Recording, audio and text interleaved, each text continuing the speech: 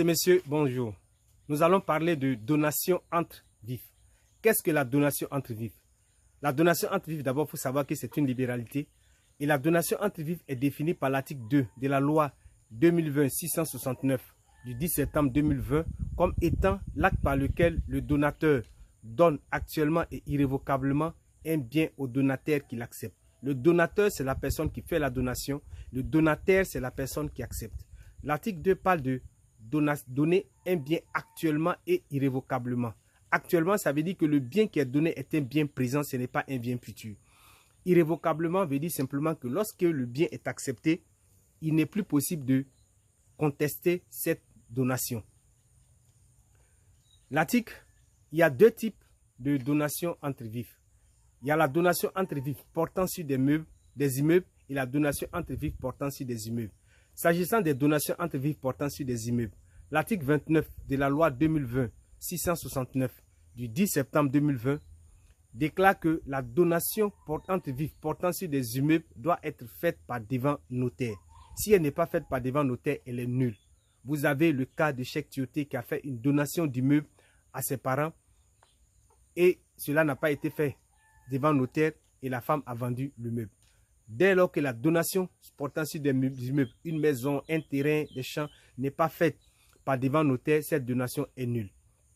S'agissant de la donation et concernant la donation portant sur des meubles, l'article 30 de la loi 2020-669 du 10 septembre 2020 déclare que la donation entre vifs portant sur des meubles peut se faire soit par devant notaire, soit par acte sous seing privé. C'est au choix du donateur. Lorsque l'acte de la donation est fait sous seing privé, par acte sous seing privé, l'acte doit être enregistré aux impôts. C'est-à-dire l'acte de donation sous seing privé doit être enregistré aux impôts. À quel moment est-ce que la donation agit? L'article 31 déclare que la donation entre vifs agit à partir de l'acceptation du bien. Dès lors que le donateur accepte le bien, alors la donation prend effet. Mais il faut savoir que le donateur n'est pas obligé d'accepter immédiatement le bien. Il peut se laisser un temps de réflexion avant d'accepter. Alors, s'agissant des biens portant sur une donation entre vifs portant sur des meubles, lorsque l'acceptation est faite après, l'acceptation doit être obligatoirement faite par devant notaire. S'il s'agit d'un bien meuble, alors si la donation a été faite par devant notaire, l'acceptation doit être faite par devant notaire. Mais si la donation a été faite par acte sous seing privé, l'acceptation sera faite par acte sous seing privé.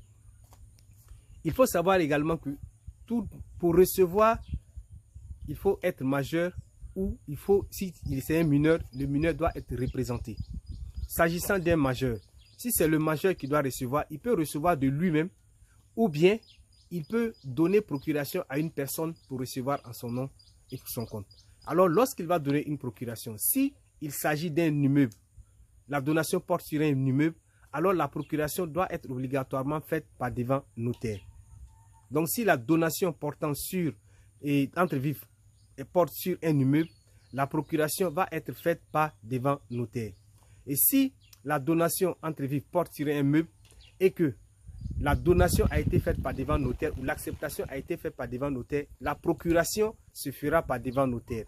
Si la donation portant sur un meuble a été faite par acte sous seing privé, alors la procuration se fera par acte sous seing privé.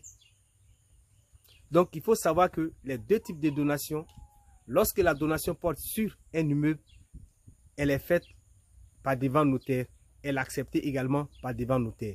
Lorsque la donation entre vifs porte sur des meubles, alors il faut savoir que le donateur a le choix entre faire la donation par devant notaire ou faire la donation par acte sous seing privé, mais que cette donation, cet acte-là, doit être enregistré aux impôts.